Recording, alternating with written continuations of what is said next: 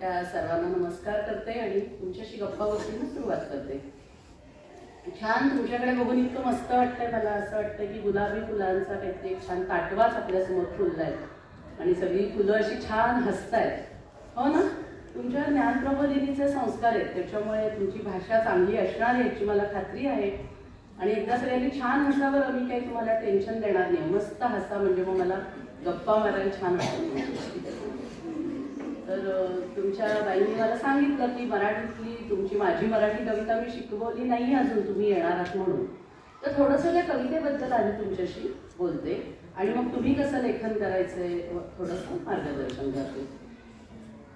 ही कविता मला 2011 साली सुचली आणि योगायोग इतकं छान त्या कवितेचा की 27 फेब्रुवारी 2011ला मला ती कविता सुचली.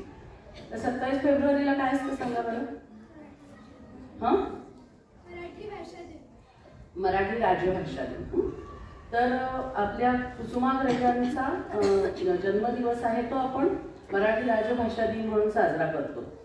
काय झालं त्या दिवशी पेपरमध्ये मराठी भाषेच्या गौरवाबद्दल कौतुकाबद्दल खूप छापून आलं होतं. दरवर्षी येतं तसं. माझ्या मनात विचार चालू होते जे माझ्या लहानपणापासून माझ्या डोक्यात होते. पुण्यातल्या मध्यवस्तीत मी वाढले. मध्यवस्तीत माझी शाळा होती, अहिल्यादेवीत होते मी. तेव्हा सगळं मराठी वातावरण छान होतं. तरी सुद्धा मला असं ठीक आहे, यांना बसू दे मग बोलते. हां योग्य, हां चालेल ना.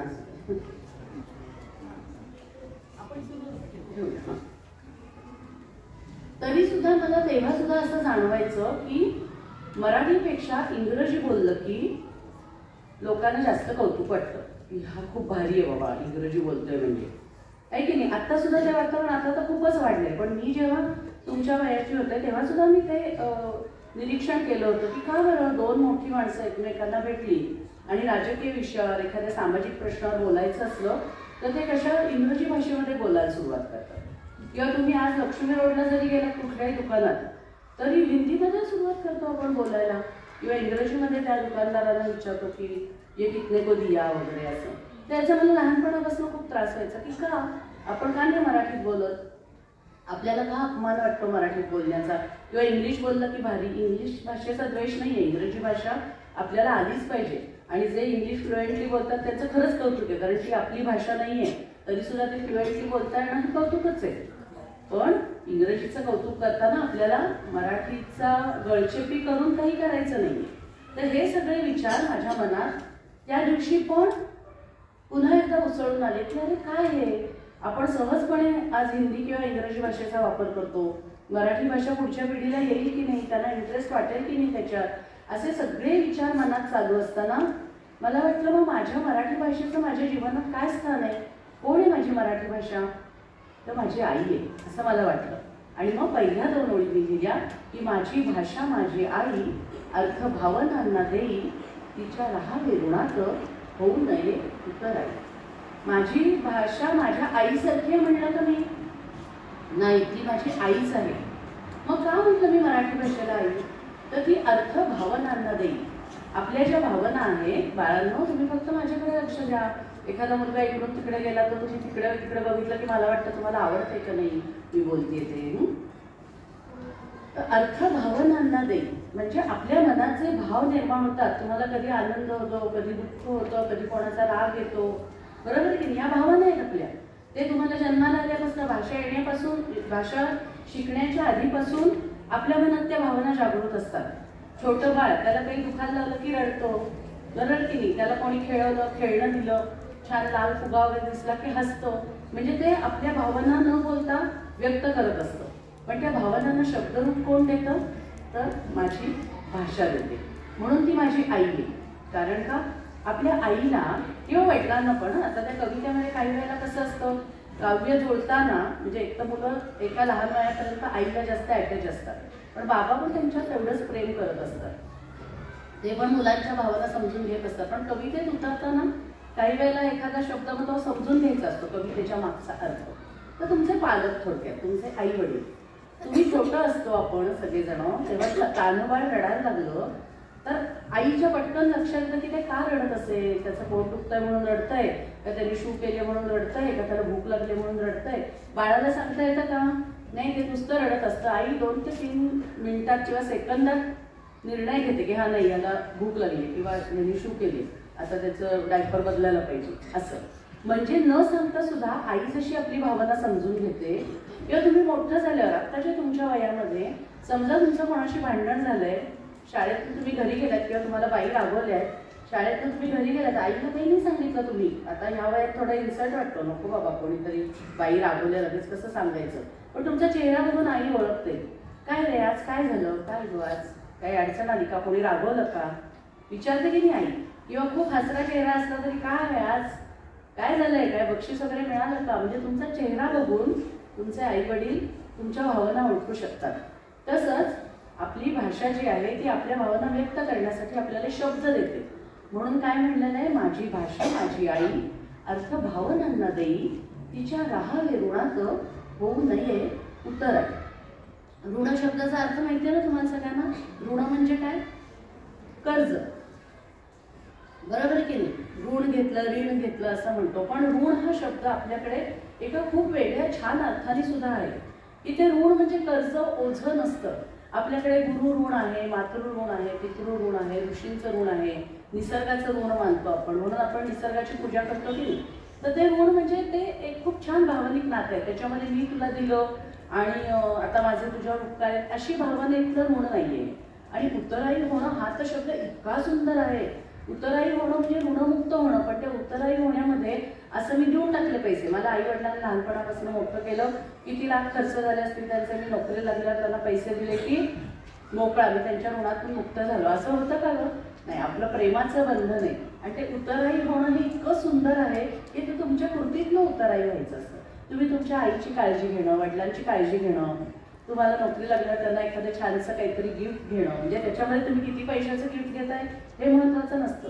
आपल्या मुलाने किंवा आपल्या मुलीने स्वतःच्या पायावर उभं राहिल्यानंतर माझ्यासाठी आठवणीने काहीतरी आणलं, किंवा आईला बरं वाटत नाही आहे, आपण औषधाची गोळी जरी तिला घेऊन दिली जवळ जाऊन की आई हे औषध घे, तरी त्यांना खूप छान वाटतं. हेच उत्तरायी होणं आहे. पण ते सुद्धा उत्तरायी नको व्हायला, ते ऋणातच मला राहायला आवडेल. म्हणजे म्हणून आपण काही करायचं नाही असं नाहीये, आपण ह्या कृतीतनं आपलं प्रेम व्यक्त करायचं. तर जसं आपण आई वडिलांच्या प्रेमाची उत्तराई या छोट्या छोट्या कृतीतनं करतो, तशी आपल्या भाषेची, जी भाषा ही आपली आई आहे, तिच्या प्रेमाची उत्तराई कशी करणार आहोत आपण? तर तिला जपून, तिला टिकवून, तिचं वर्धन करून असंच करायचं आहे आपल्याला, बरोबर की नाही? त्याच्या पुढचं कडवं काय आहे सांगा बरं, आठवते कोणाला? नाही, अजून शिकलेलं नसल्यामुळे वाचले नाहीये. हा सांग. तिच्या एकेका शब्दाला रत्न कांचनाचे मोल. रत्न किती आहेत आपल्याकडे? वेगवेगळी रत्न आहेत की नाही? कोवळं, माणिक, हिरा, अशा सगळ्याला आपण रत्न म्हणतो. आणि कांचन म्हणजे काय? कांचन म्हणजे काय? सोनं.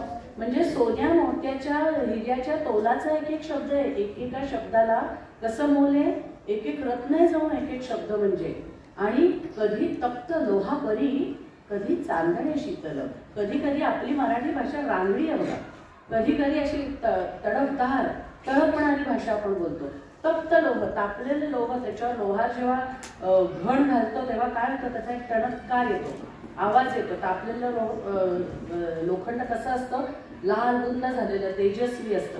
आणि त्याच्यावर घणाचे घाव घातले की ती पुढे तो त्याची वस्तू तयार करतो. पण त्याला एक टणत्कार आहे बघा. तसा आपल्या भाषेमध्ये ओजस्वी शब्द आहेत. तुम्ही देशप्रेमावरच्या कविता किंवा लेख वाचा, वसंत कानेटकर किंवा इतरांची नाटकं वाचा, मोठे मोठे पल्लेदार संवाद आहेत. ही अशी तेजस्वी ओजस्वी भाषा आहे. आपल्याला राग आला की आपण काही व्यक्त होतो, तो सुद्धा कसं आहे? तप्त लोहापरी. आणि कधी चांदणे शीतल, अतिशय मृदू, मऊ, सुंदर. मग प्रेमभावना असेल, वात्सल्य भावना असेल, आनंद असेल, तेव्हा आपली भाषा कशी होते? कोमल होते, चांदण्यासाठी शीतल होते. त्याच्यानंतरच्या ओळी आहेत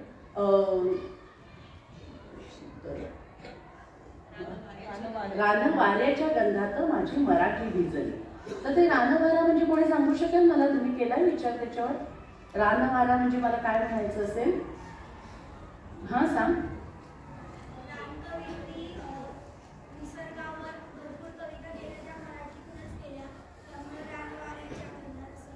बरं, किती छान वेगळा अर्थ सांगितलास तू, म्हणजे जो माझ्या मनातही नव्हता खरं तर, पण छान सांगितलास. कारण कवितेचं हेच वैशिष्ट्य असतं की वेगवेगळ्या, तुम्ही कॅलिडोस्कोपचं कसं असतं की आपण ते फिरवलं की वेगवेगळं डिझाईन दिसतं, तसं कवितेचा भाव प्रत्येकाच्या मनात वेगवेगळा उमटत असतो. त्यांनी सांगितलेला अर्थ सुद्धा खूप छान आहे. माझ्या मनातला अर्थ सांगते मी. रान वारा, हां तुला सांगायचं काही सांग ना.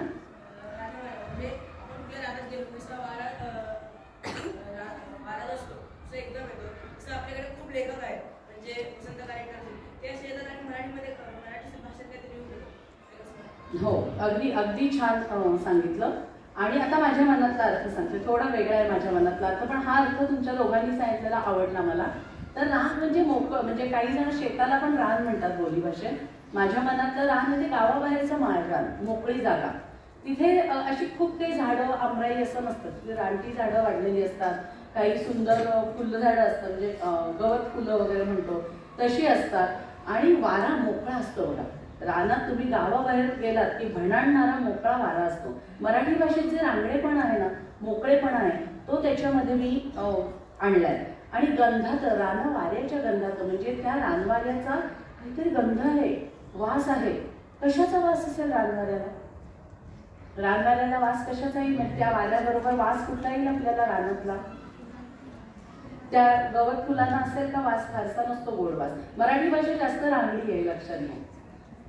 तर हा मातीचा, बरोबर, म्हणजे कोरड्या मातीचा सुद्धा एक वास असतो. त्याच्यावर पाऊस पडल्यानंतर येणारा मृदगंध वेगळा असतो. त्याच्यानंतर तिथे गवत वाढलेलं असतं प्रचंड प्रमाणात, त्या गवताचा एक वास असतो. काही फुलांचा गोडवास, उग्रवास असा त्या वाऱ्यात मिसळलेला असतो. जनावरांच्या मलमूत्राचा सुद्धा वास त्या सगळ्यामध्ये मिसळलेला असतो. मराठी भाषा म्हणजे सगळं खूप गोड गोड गोड गोड येत आहे. आपण ऐकतो की लोक शिव्या पण देतात, की शिव्या त्या ओव्या आहेत ना मराठी भाषेत, ते शब्द आहेत. म्हणजे त्या सगळ्याचं एक रांगडेपण आहे, मोकळेपण आहे, ते सगळं त्या माझ्या मराठी भाषेमध्ये भिनलेलं आहे. म्हणून रानवारा असं बगीच्यातला वास आहे असं म्हणलंय का त्याला, की छान बागेत गेलोय, गुलाबाचा सुगंध आहे मराठी भाषेला? नाही, कारण त्याच्यातलं रांगडेपण मग त्यात येणार नाही. त्याच्या रानवारा, रानात तुम्ही बाहेर मोकळ्यावर गेल्यानंतर त्या सगळ्याचा मिश्र वास पण छान येतो बघा. एकदम आपल्याला असं स्फूर्तीदायक वाटतं तिथे जाऊन आलं. गेला नसला तर जाऊन या गावाबाहेर, मस्त वाटेल एकदम. तर त्या रानवाऱ्याच्या गंधात माझी मराठी भिजली, लेऊन लिया नाना बोली, माझी मराठी सजली. तिचे ते अलंकार आहेत सगळे. आपण किती अलंकार आपल्याला माहिती आहेत, पायातल्या पैंजणापासून डोक्यावर म्हणजे केसातल्या बिंदीपर्यंत, बांगड्या, गळ्यातल्या माळा, किती अलंकार आहेत. त्या सगळ्या अलंकारांनी मराठी सजली आहे. पण ते अलंकार कुठले आहेत? बोली भाषेचे. आता तुम्हाला मी थोडा एक एक्झरसाइज देणार आहे. मी शिक्षिका असल्यामुळे रोपाट द्यायची सवय आहे मला. किती बोली भाषा, कदाचित तुम्हाला माहिती असेल, नसेल माहिती तर शोधून काढा की महाराष्ट्रात किती बोली भाषा बोलल्या जातात. ते तेवढे सगळे अलंकार मराठीने घातलेले. आपल्याला माहिती आहे वैदर्भीय बोली आहे, अहिराणी बोली आहे, आणि अजून खूप बोली आहेत. त्या तुम्ही शोधून काढा. आणि आता हल्ली खूप सोपं झालंय, गुगलवर वगैरे सुद्धा आपल्याला ती माहिती मिळू शकते. तर ह्या सगळ्या बोली भाषांचे दागिने त्या मराठीने घातलेले आहेत. त्याच्या पुढचं कडवं काय आहे? माझ्या मराठी भाषेचे काय वरदान थोडी शेवटी आहे. मधलं कडवं सांगतं जरा मला, ओळीने म्हणलं की लक्षात राहतं. माझ्या भाषेचं अमृत प्राशेल तो भाग्यवंत, तिचा नाही तुझ्या भाव असो कोणताही पंथ. आता ह्याच्यामध्ये मला थोडासा रेफरन्स कविता करताना आपली पौराणिक कथा जी आहे की देव आणि दानवांच्या मध्ये त्यांनी ते समुद्र मंथन केलं होतं आणि अमृत आणि विष असं आलं होतं. मग ते आपल्याला ती सगळी गमतीशीर गोष्ट माहिती की देवाने ते अमृताचं हे पळवलं आणि देव अमर झाले. तर ते भाषेचं अमृत आपल्याला अमर करतं. कसं? तर इथे तो मगाशी तुम्ही साहित्यिकांचा संदर्भ दिला, तो इथे माझ्या डोक्यात होता की त्यांनी जे लिहून ठेवलंय ना साहित्य, ते मराठी भाषेचा अमृत प्राशून ते आज अजरामर झालेत. कुठपासूनचं साहित्य माहिती आपल्याला? आद्यकवी मुकुंदराय, ज्ञानेश्वर, सगळे आपले संत मंडळी, एकनाथ, तुकाराम, तिथपासून आजच्या कवी म्हणजे तुमचे सगळ्यांचे लाडके असतील संदीप खरे, वैभव जोशी, या सगळ्या कवींपर्यंत आणि लेखकांचं सगळंचं साहित्य अमर झालंय. आणि ते संस्कार घेऊन आपण त्या साहित्यातलं जे वाचन करतो त्यातनं आपल्याला जीवनाची दिशा मिळते. कसं वागायला पाहिजे, कसं बोलायला पाहिजे, एखादं संकट नकळत होत असतात ना संस्कार. त्या पुस्तकात हा मी तुला आता असं जीवनात संकट आलं तर कसं बाहेर पडायचं हे सांगणार आहे असं लिहिलेलं असतं का? नाही. त्यातल्या गोष्टीवरनं, त्यातल्या कथेवरनं तुम्हाला आपोआप ते संस्कार तुमच्यात मिळत असतात. म्हणजे एक कसं जगावं ह्याचं पण अमृत आपल्याला मिळतं. आणि ते साहित्यिक त्या भाषेचं अमृत प्राशून अमर झालेलं आहे, त्यांचं साहित्य अमर झालेलं आहे. आणि आपली भाषा दुजाभाव करत नाही, फरक करत नाही. कोणतीही जाती धर्म पंथाची व्यक्ती असू दे, वेगळ्या धर्माची असू दे, तरी सुद्धा त्यांचं मराठीमध्ये स्वागत आहे. बरोबर की नाही? आपण असं एकदम सगळ्यांना सामावून घेणार आहोत. फक्त ते करताना मी म्हटलं असं तुम्ही मुलं असं करणार नाही याची खात्री आहे मला, की ते करताना आपण आपलीच भाषा काही वेळेला विसरून जातो. हा हिंदी बोलतो का, मी आता ह्याच्याशी हिंदी बोलीन. हा वेगळ्या भाषेत बोलतो का, ह्याच्याशी इंग्लिशमध्ये बोललं पाहिजे. त्याआधी पण मराठी बोललं पाहिजे असं आपल्याला शक्यतो बरेच वेळा वाटत नाही. तर ते काम तुम्हाला करायचंय. तुम्ही स्वतः वाचायचंय, तुम्ही लिहायचंय, पण मराठी टिकली पाहिजे. नाही तर खूपच कमी लोक मराठी बोलणारे राहतील, तसं आपल्याला होता कामा नये. आणि शेवटचं कडवं आहे, माझ्या मराठी भाषेची काही वर्णावी थोरवी दूरदेशी ऐकू येते माझ्या मराठीची ओवी. तर ह्या ओळी का लिहिल्या? ह्या ओळी लिहिण्यामध्ये मागे माझा काय विचार होता मनातला, तर तुम्हाला माहिती आहे इंग्रजांनी 150 वर्ष आपल्यावर राज्य केलं, बरोबर आहे. आणि सगळ्यात शेवटी 1818 साली पेशवाई समाप्त झाली आणि खऱ्या अर्थाने इंग्रजांचं पूर्ण भारतावर राज्य आलं. कलकत्त्यापासून मी इतिहासात शिकत असाल, कलकत्त्याला सुरुवात झाली इंग्रजांच्या राज्याला आणि ते सगळ्या भारतभर आक्रमण करत होते. त्यात सगळ्यात शेवटी 1818 साली पेशवाई बुडली किंवा युद्धात पराजय झाला आणि खऱ्या अर्थाने संपूर्ण भारतावर पेशव्यांचं राज्य सुरू झालं, इंग्रजांचं. ते आपल्याला गुलाम समजत होते, बरोबर की नाही. त्यांनी शिक्षण वगैरे इथे सुरू केलं तरी एक ठराविक प्रकारचं कारकुनी पद्धतीचं शिक्षण त्यांनी द्यायला सुरुवात केली. त्यांना आपल्याला मानाने सामावून घ्यायचं नव्हतं.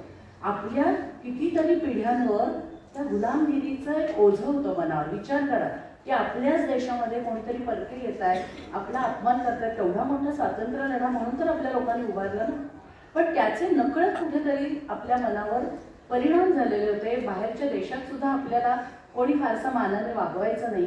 ही सगळी अशी काळी पार्श्वभूमी, दुःखाची पार्श्वभूमी आणि त्या पार्श्वभूमीवर आज आपण कुठं, तर भारताचं मान जगामध्ये उंचावलेली आहे. आपले लोक पुढच्या पिढ्यांमध्ये शिक्षण मिळाल्यावर चांगले शिकले, ते शिक्षित लोक परदेशात जेव्हा जातात तेव्हा तिथे त्यांच्या कामाची गरज आहे, त्यांच्या बुद्धीची गरज आहे. त्याच्यामुळे त्यांना काय आहे, मान आहे. आणि ते आपली भाषा परदेशात घेऊन गेले. तिथे ते खूप मोठ्या प्रमाणावर महाराष्ट्रीयन सण साजरे करतात, उत्सव साजरे करतात.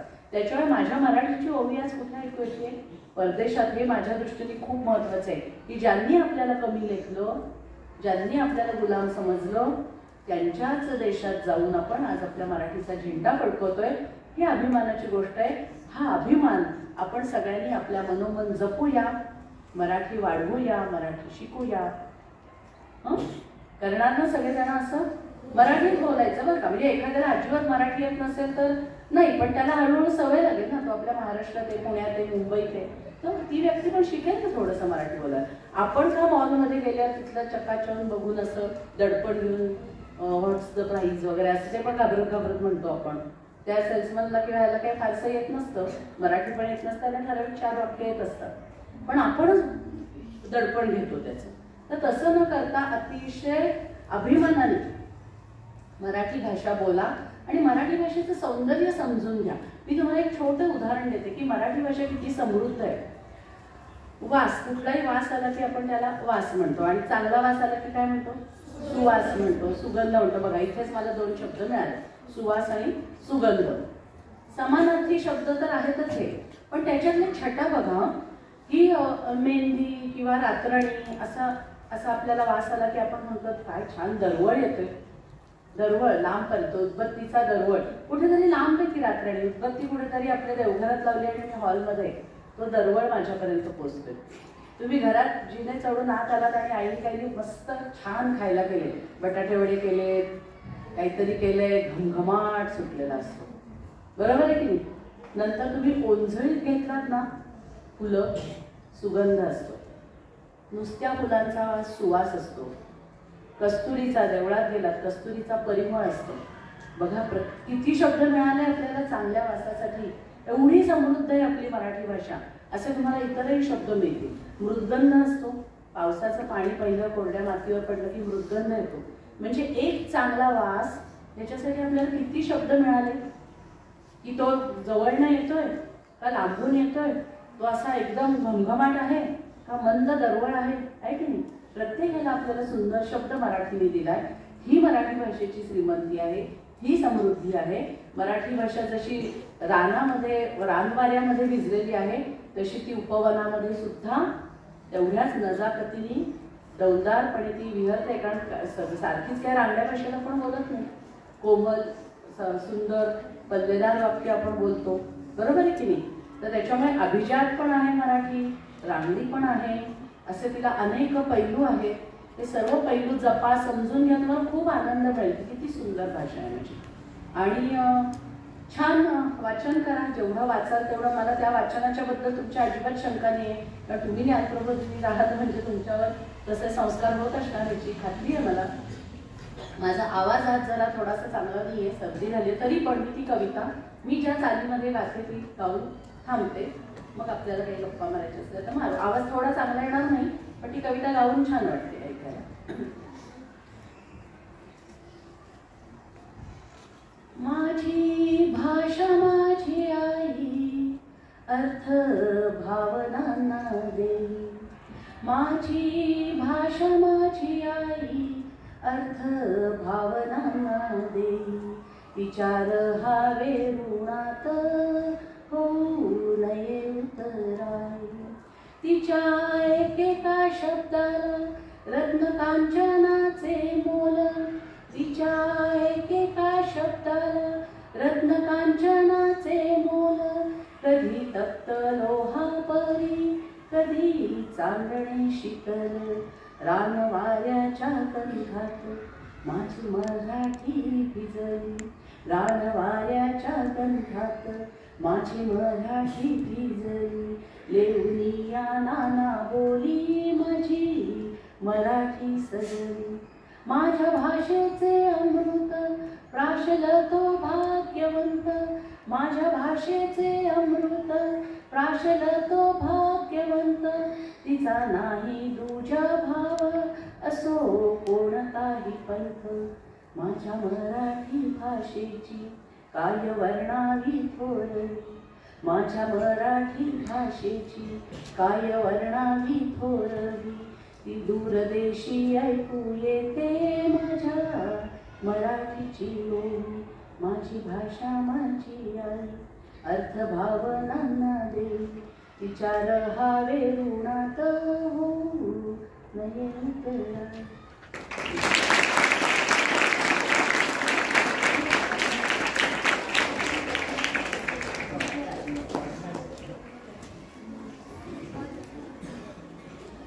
आता विद्यार्थ्यांनी म्हणजे तुम्ही खरंच खूप भाग्यवान आहात की लेखिका तुमच्या भेटीला, कवयित्री तुमच्या भेटीला असे उपक्रम आपण आपल्या शाळेत आयोजन करत असतो.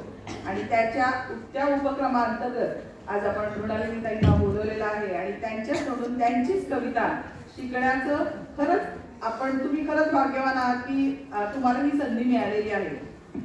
ही कविता त्यांना कशी स्फुरली किंवा त्याच्याविषयी तुम्हाला काही प्रश्न, आपण असं म्हटलं होतं की आमचे विद्यार्थी खूप जिज्ञासू पण आहेत आणि त्यांनी काही प्रश्न विचारले, पण 10 मिनिटं आपण प्रश्नोत्तरासाठी ठेवलेले आहेत.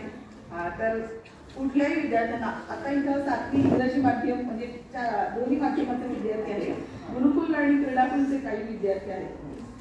कोणालाही प्रश्न विचारायचे असेल, काही व्यक्त व्हायचं असेल की मी आता मला वाटतं गुरुकुलच्या मुलांची कविता शिकून झालेली आहे आणि आज कवयित्रीकडून आपण शिकली आहे, तर तुम्हाला काही वेगळं वाटलं असं व्यक्त व्हायचं असेल तरी तुम्ही व्यक्त होऊ शकता.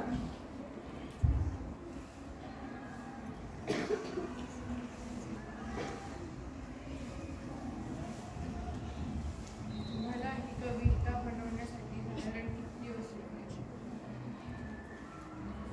कुठलीही कविता तयार होताना ना तिचा म्हणजे जसं वेगवेगळ्या फुलांचा उमलण्याचा काळ वेगवेगळा असतो की नाही, किंवा झाडाच्या म्हणजे बहराचा काळ वेगळा असतो. काही यांना वर्षातनं एकदा फुलं येतात, काहींना सारखीच फुलं लागतात. तसं कवितेचं सांगता येत नाही. म्हणजे एखादी कविता खरोखर वर्ष पण लागतं. पहिल्या 2 ओळी सुचल्यात आणि पुढे वर्षभर सुचलीच नाही कविता, आणि एखादी कविता सलग ओघात तयार होते. तर ही माझी कविता पहिल्या 2 ओळी मला त्या दिवशी मी सांगितलं 27 फेब्रुवारी 2011, आणि मी काहीतरी कामासाठी, शाळेच्याच कामासाठी अशी बाहेर पडलेली होते, आणि मला ती कविता सलग 10 ते 15 मिनिटात लिहून झाली माझी कविता ती.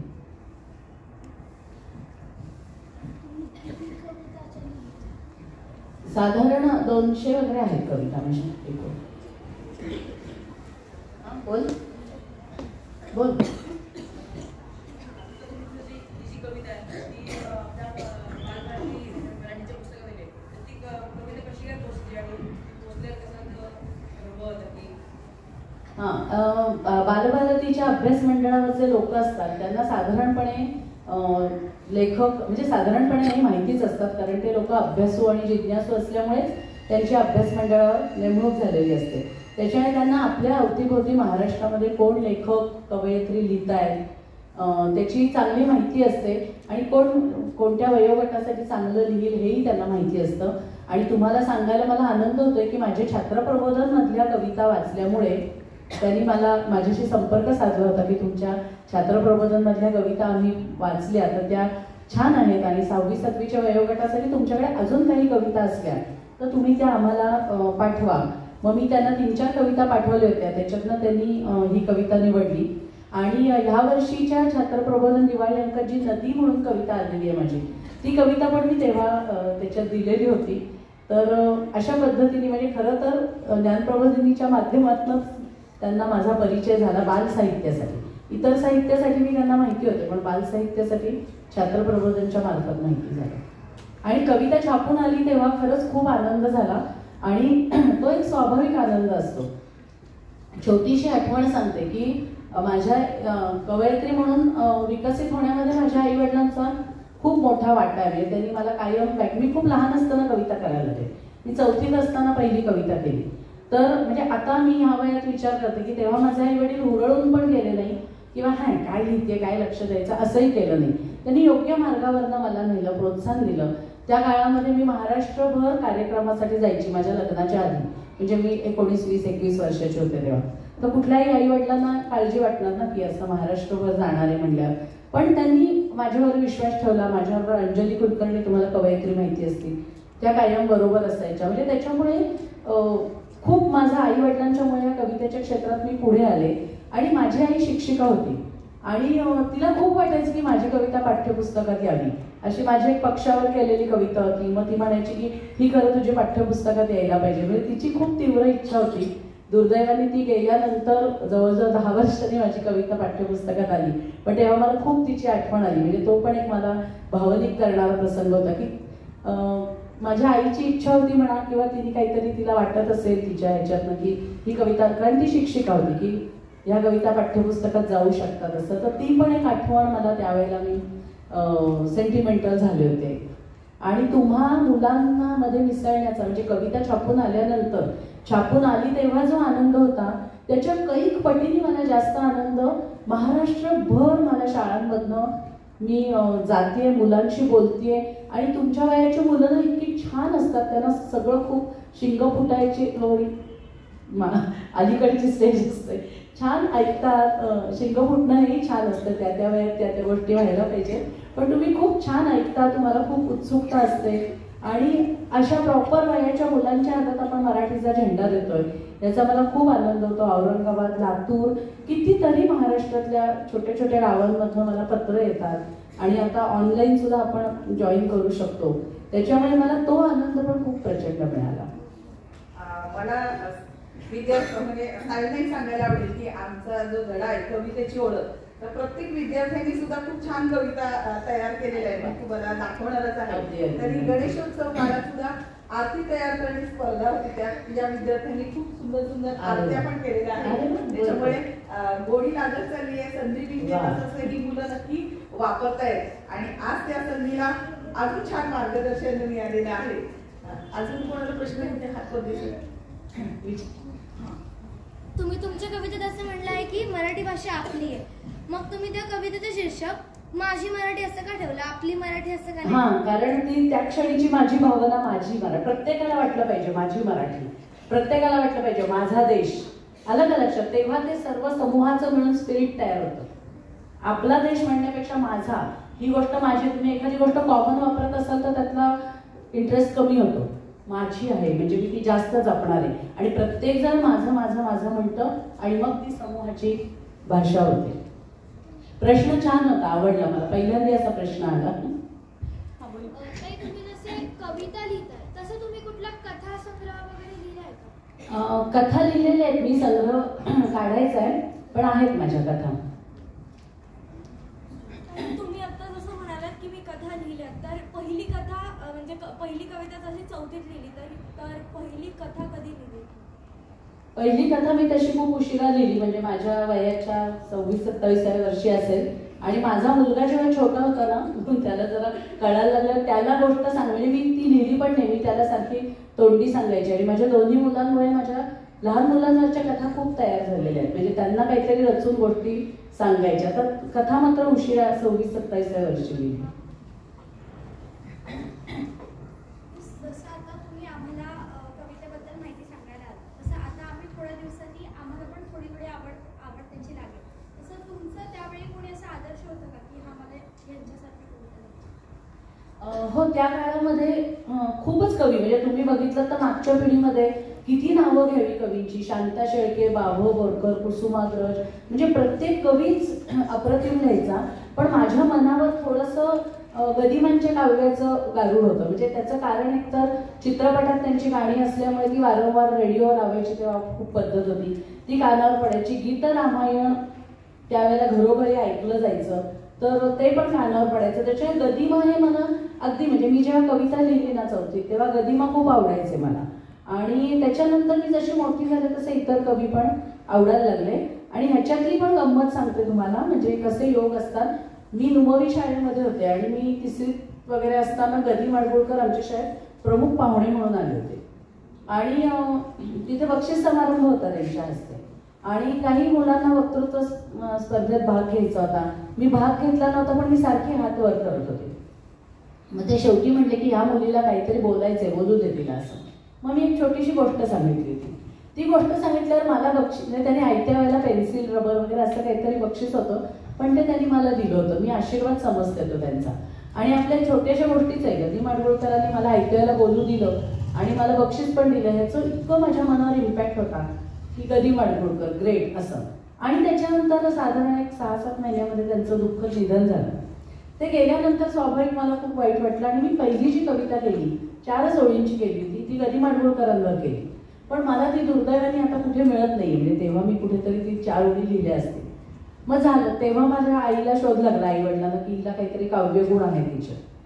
5वीमध्ये असताना मी परत एक कविता केली. ती कविता कोणती? ती तर रामायणातला संदर्भ जो आहे की दशरथाने, रामाने चंद्र पाहिजे खेळायला असा हट्ट धरला, आणि दशरथाने परात पाण्याची भरलेली ठेवली आणि त्याच्याशी राम खेळला. तर ती कविता मी केली. पण माझी सुरुवात मी रामजन्म लागू सखी, म्हणजे गंमत काहीतरी, की गदिमांचीच पहिली ओळ चालली होती मी. रामजन्म लाग सखी, रामजन्मला बालपणी हट्ट धरीला चंद्र दे खेळायला, अशी ती माझी कविता होती, की जी प्युअरली माझी नाही, म्हणजे त्यातली पहिली ओळ गदिमांची होती. आणि मग 6वीमध्ये मी पूर्णपणे माझी स्वतंत्र अशी कविता केली, की ज्याला लगेच बक्षीस वगैरे पण मिळालं. म्हणजे तो एक योग पण असतो असं म्हणायला पाहिजे. त्याला बक्षीस मिळाल्यामुळे मला अजून प्रेरणा मिळाली. तर तेव्हा सुरुवातीला गदिमांचं गारूड होतं माझ्या मनावर, आणि नंतर सगळी ही कवींची फळी आजता कितीतरी कवी छान लिहितात, ते आवडतात सगळे. इकडे कोणीतरी मगाशी हातवरती करत होता ना, हातवर. अच्छा, नवीन कोणी हातवर आहे? हा, बोल बोल. हा, मला थोडा वेगळा प्रश्न होता. पुस्तकात तुमचा असा पण परिचय दिला की तुम्ही दूरध्वनी आणि आकाशवाणीचं पण तुम्ही लेखन केलं. तो कसा अनुभव का काय? तुम्ही नक्की काय नाही, कविताच का फक्त नाही, आपलं स्क्रिप्ट असतं ना, म्हणजे एखाद्या गाण्याचा कार्यक्रम आहे तर त्या 2 गाण्यांना जोडणारं जे स्क्रिप्ट असतं, संहिता असते, तशी मी दूरदर्शन आणि आकाशवाणीसाठी, आकाशवाणीला खूपच झाले कार्यक्रम, दूरदर्शनला सुद्धा एक 2-3 भागामध्ये गझलचा कार्यक्रम झालेला होता, त्याचं मी लिहिलेलं होतं. पण शक्यतो गाण्याच्या कार्यक्रमाची स्क्रिप्ट किंवा एखादं स्किट छोटंसं अशा पद्धतीचं लिहिलेलं आहे. आणि आकाशवाणीवर कविता. आता ताईंनी एक छोटासा संदेश पण दिला मला असं वाटतं की संधी घेतली तर आपल्याला त्याच्यातून सुचत जातं, पण ती संधी घेणंही खूप महत्वाचं असतं आणि मग छोटंसं बक्षीसही कुठून कुठपर्यंत आपल्याला नेतं याचं एक छोटंसं त्यांनी प्रसंग सांगितला. तुम्ही अशी संधी घ्या आणि घेत राहा, घेतातच ते, पण सगळेजण घेतलं तर त्याला अजून छान मजा येते. त्याच्यामुळे अजूनही बरेच विद्यार्थी आपण एक 5 मिनिटं अजून प्रश्नोत्तरासाठी ठेवला म्हणजे आपल्याला ताईंचा सहवास अजून जास्त मिळणार आहे. गुरुकुलच्या मुलांना पण मी सांगेन की आपले शिक्षक छान शिकवतात, पण तुम्ही शिकले आणि आता परत, कारण या मुलांना आम्ही शिकवली नव्हती, की ताईंनी शिकवावी असं आम्ही ठरवलं होतं, पण तुम्ही तर शिकलेली आहात ही कविता आणि आज पुन्हा ऐकली, तर काय तुम्हाला वाटतं असं जरूर व्यक्त व्हावं?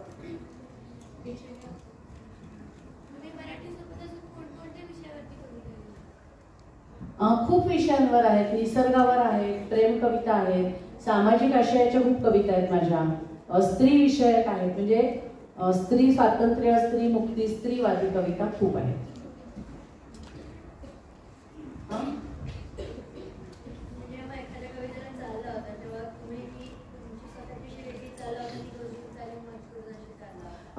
नाही, मला ना म्हणजे माहिती नाही काय, मला चालीतच कविता सुचतात बरेच वेळा. म्हणजे मी ज्या गाऊन म्हणते कविता ना ती मला चालीमध्येच सुचलेली असते. माहिती नाही, म्हणजे एखाद्या मीटरमध्ये एखाद्या लयीत आपण लिहितो तशी मला ती कविताच अख्खी, म्हणजे झाली तर एखादी मुक्त छंदात कविता होते, नाही तर एखादी चालीतच सुचते. आणि बऱ्याच कविता मला चालीमध्ये सुचतात. खूप कविता गेय आहेत माझ्या.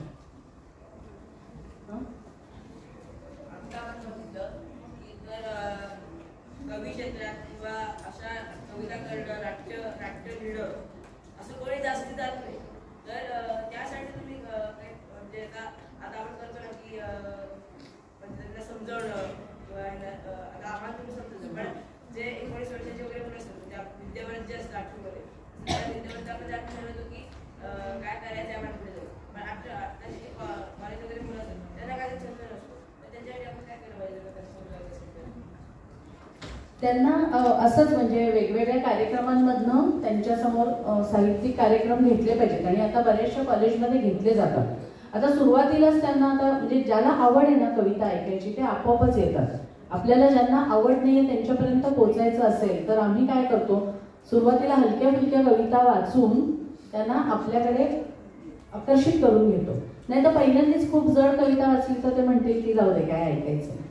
त्यांना एकदा असं वाटायला लागलं की हा ह्यांचं आपण ऐकलं पाहिजे, की मग लहान मुलाला कसं ते थोडं मोठं झालं की आपण पहिल्यांदा फळांचा रस देतो, मग मऊ भात देतो, आहे की नाही, एकदम तिखट भाजी पिजी देतो का नाही. तसं ज्या लोकांना कवितेची आवड नाहीये किंवा चांगलं काही ऐकायची आवड नाहीये त्यांना जर आपल्याकडे वळवायचं असेल तर थोडंसं युक्तीने त्यांना आपल्याकडे वळवून घ्यायला लागतं आणि मग नंतर त्यांना ह्या गोष्टी समजावून सांगायच्या चांगल्या.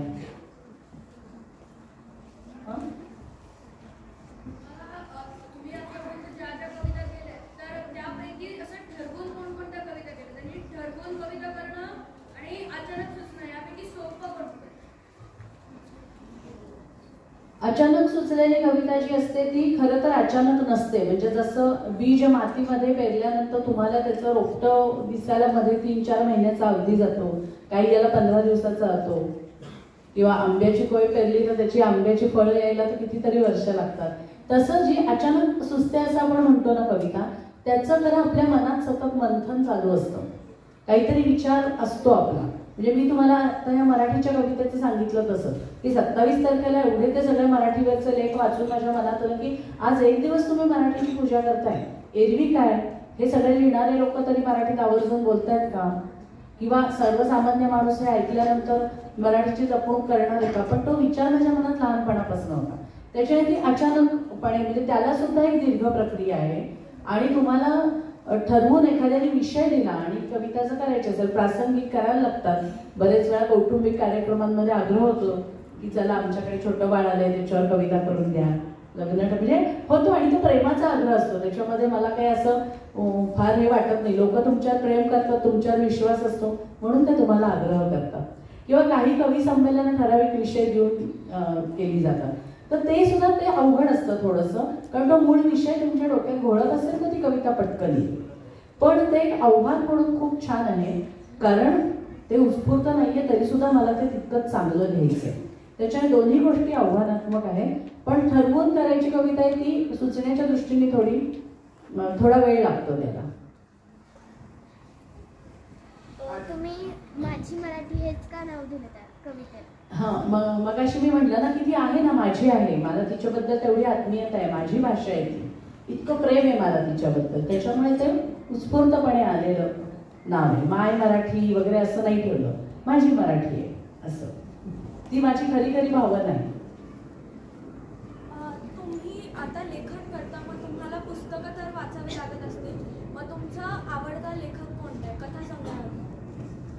मला आवडते श्रीना पेंडसे माझे खूप आवडते लेखक आहेत खरं सांगायचं तर, लहानपणापासूनचे. श्रीना पेंडसे, वपू काळे, पु ल देशपांडे पण आवडतात, पण मला श्रीना पेंडसे पहिल्या नंबरवर नाव घेईन मी त्यांचं लेखन मला आवडतं.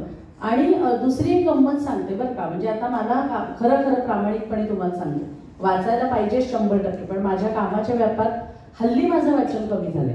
त्याच्यामुळे जरा अलीकडच्या लेखकांचा संदर्भ कदाचित माझ्याकडनं कमी दिला जाईल. म्हणजे मला मनातनं वाटत असतं की अरे आपलं वाचन होत नाही, पण मी शाळेत पण नोकरी करते, असे कार्यक्रम करते, घरच्या जबाबदाऱ्या असतात, त्या ह्याच्यात सलग एक अर्धा तास पाऊण तास पण मला मिळत नाही कधी. त्याच्यामुळे आता माझं वाचन कमी झालंय. पण तुम्हाला मी असा सल्ला देईन की तुम्ही आत्ताच इतकं वाचा. म्हणजे मी लहान होते तेव्हा आमच्या घरी लायब्ररीतली पुस्तकं यायची, माझी आई पण गोष्टी म्हणजे संस्कार होते वाचनाचे. आणि मी विश्रामबाग वाड्याच्या इथे राहायची, माझं माहेर. विश्रामबाग वाड्यामध्ये शासकीय विभागीय ग्रंथालय होतं, ते आत्ताच हल्लं तिथून. त्यांची अशी योजना असायची की दिवाळीच्या आणि मे महिन्याच्या सुट्टीत मुलांना फ्री वाचायला परवानगी असायची. तर आमच्या वाड्यात सगळ्या मुलं खेळत असायची आणि मला मनातनं तिथे खेळायचं असायचं, पण माझी आई मला म्हणजे बकोटं धरून म्हणतो तसं तिथे नेऊन सोडायची. ती म्हणायची की 2 तास तिथे वाचन कर आणि मग तू खेळायला ये. तर ते जे तिथे आईने मला थोडी शिस्त लावली होती किंवा धरून मला, ती खरोखर विश्रामबागवाडा म्हणजे समोरच होता, तर तिथे मला इतकी प्रचंड गोडी लागली वाचनाची. मग तेव्हा बालसाहित्य वाचता मी जवळजवळ माझं लग्न होऊन माझी 2 मुलं छोटी होती तोपर्यंत उलट वाचता यायचं अशी परिस्थिती होती. आता व्याप वाढल्यामुळे माझं वाचन कमी झालंय, पण ते संस्कार खूप पक्के राहतात. तुम्ही खूप वाचा, तुम्हाला चांगली भाषा आणि वाईट भाषा दोन्हीकडे. तुम्ही जसे मोठे व्हाल ना तुम्हाला कळतं हे चांगलं आहे हे वाईट आहे. आता सुद्धा तुमचा चॉईस असतो की नाही, हे मला आवडलंय ही कविता, ही नाही आवडली, असतो की नाही चॉईस, म्हणजे कळत असतं आपल्याला. त्यातनं तुम्हाला कसं लिहू नये हे सुद्धा कळेल. नुसतं कसं लिहावं हे कळण्याबरोबर म्हणून सगळं वाचा. फक्त पु ल देशपांडे किंवा असे ठराविक लेखक वाचू नका. साधं पुस्तक सुद्धा वाचा की ज्यातनं आपल्याला संस्कार मिळतो असं नाही लिहायचं. आलं लक्षात? तर भरपूर वाचन करा आणि ग्रामीण बोलीतलं पण वाचा. आपण पुण्यात राहतो त्याच्यामुळे आपल्याला एक ठराविक पद्धतीची भाषा माहिती असते. आजकाल खूप वेगवेगळ्या बोलींमधले लेखक लिहायला लागले. ग्रामीण भाषेचे पूर्वी शंकर पाटील वगैरे लिहायचे बघा, दमा मिराजदार लिहायचे. तर त्याचबरोबर आज बोलीभाषांमध्ये लिहिणारे पण आहेत. भरपूर वाचन करा, तो संस्कार तुम्हाला कायमस्वरूपी पुढे. कविता लिहिण्यासाठी खूप शब्दसंपदा लागते आणि या कवितेमध्ये तुम्ही मराठी भाषेला खूप साऱ्या उपमा वगैरे दिलेल्या आहेत. मग ते तुम्हाला कसं सुचलं? तुम्ही एवढे शब्द तुमचे डेव्हलप कसे केले? तेच मी तुला सांगितलं ना की लहानपणापासून वाचन संस्कार झालेले होते. म्हणजे वाचायची मला खूप आवड होती, सतत वाचत असायची मी. त्याच्यानंतर माझ्या आईला पण अशी जरा गाणी किंवा कविता गुणगुणायची सवय होती. म्हणजे त्याच्यातनं पण शब्द अनेक चाली तुमच्या कानावर पडत असतात आणि त्याच्यातनं शब्दसंग्रह ऑलरेडी वाढलेला होता तो, म्हणजे ती शिदोरी अजूनपर्यंत पुरतीये मला. गुरुकुल मधली मुलगी, आता शेवटचा प्रश्न. तुम्ही जी कविता लिहिली त्यातली कोणती कविता सगळ्यात प्रसिद्ध आहे आणि ती कशी ओळखली? आणि मला थोडं बोलायचं होतं, आम्हाला वैशाली ताईंनी मराठीची कविता शिकवली होती, पण तेव्हा आम्ही याचा अर्थ समजून घेण्यासाठी शिकलो होतो, पण आज ती आम्हाला नव्याने पुन्हा एकदा शिकायला मिळाली. छान, म्हणजे मनोगत तुम्ही म्हणत होता ते ह्या मुलीने खऱ्या अर्थाने सांगितलं. माझी घरटं नावाची कविता एकदम खूप प्रसिद्ध झाली. म्हणजे मी अगदी 20-21 वर्षाची असताना लिहिलेली कविता होती ती, आणि त्या कवितेने खऱ्या अर्थाने मला महाराष्ट्रभर ओळख मिळाली. ती चालीत सुचलेली कविता होती आणि अजूनही लोकांना ती ऐकायला आवडते. म्हणजे कधी गेलं की सांगतात की ती कविता घ्या असं. अगदी आता समारोप आहे तर पुन्हा तुम्हाला सर्व मुलांना मुलींना मी खूप शुभेच्छा देते. खूप छान वाचा, तुम्ही लिहिण्याचा प्रयत्न करा आणि त्यातनं त्या पुस्तकातनं म्हणजे केवळ लिहिण्यासाठी मी वाचते असं ठेवू नका. तुम्ही वाचनासाठी वाचन करा, तुम्ही आपोआप त्याच्यातनं घडत जा. नाहीतर काय होतं की मला आता कथा लिहायची, मला कविता लिहायची म्हणून मी वाचन करतो असं उद्देश न ठेवता मला वाचन करायचंय, मला त्यातला आनंद घ्यायचा आहे म्हणून तुम्ही वाचायला सुरुवात करा. तुम्ही आपोआप छान लिहायला लागाल आणि तुम्हाला जीवनाची एक छान दिशा त्याच्यातनं मिळेल अशा शुभेच्छा देते. तुमच्या कविता मला वाचायला ऐकायला आवडतील. वर्षाताईंना मी सांगते की मला त्या कविता पाठवा असं. आणि पुन्हा भेटू एकदा. आवडलात तुम्ही मला सगळेजण.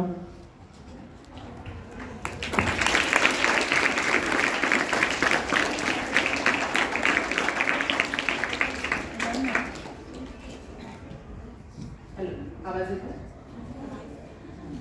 आजचा दिवस सगळ्यांच्या कायमस्वरूपी लक्षात राहणार आहे, हो की नाही?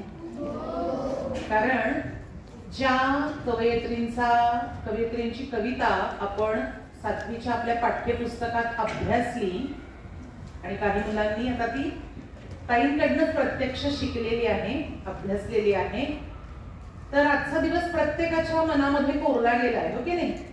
कधीही तुम्हाला मागे ठेवून शालेय जीवनातले अनुभव विचारले तर हा दिवस तुमच्या नक्की लक्षात असेल की असं असं इयत्ता 7वीत असताना आमच्या पाठ्यपुस्तकातली माझी मराठी ही कविता ज्यांनी रचलेली आहे, ज्यांनी शब्दबद्ध केलेली आहे, त्या कवयित्री आम्हाला प्रत्यक्ष येऊन भेटल्या, त्यांच्याशी संवाद साधायची आम्हाला संधी मिळाली आणि या कवितेचा जो प्रवास होता, ती कविता त्यांना कशी सुचली याच्या मागची पार्श्वभूमी आज तुम्हाला सगळ्यांना माहिती आहे.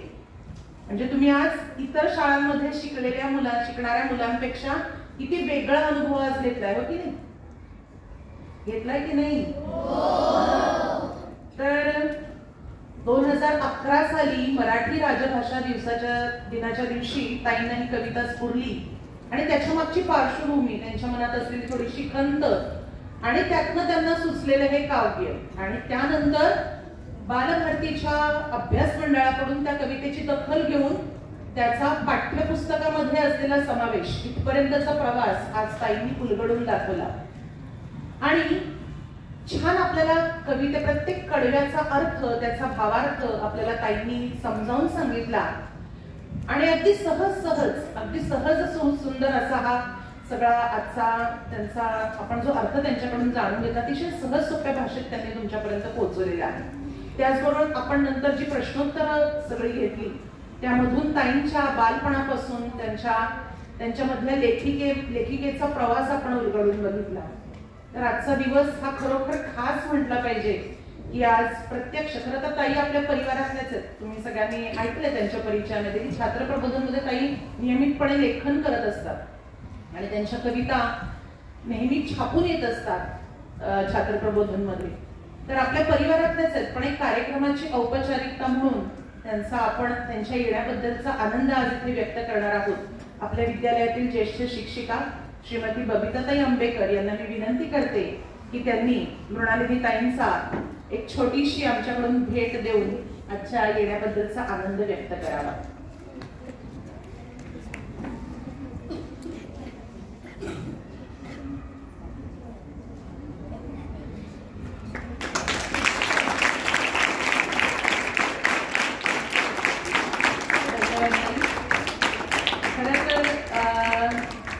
ताईंची ही भेट आम्ही खूप वर्षाताई खूप दिवसापासून खरं तर त्याचं नियोजन करतायत.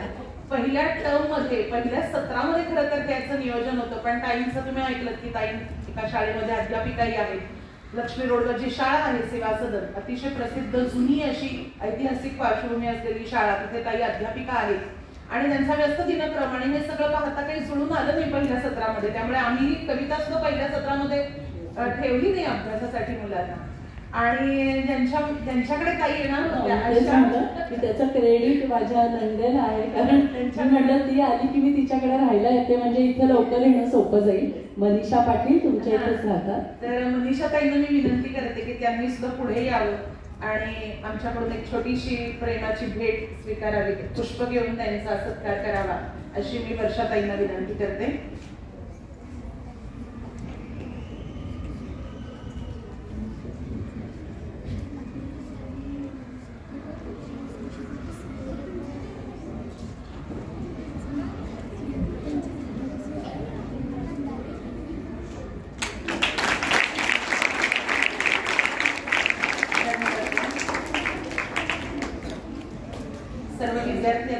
उपस्थित असतील आणि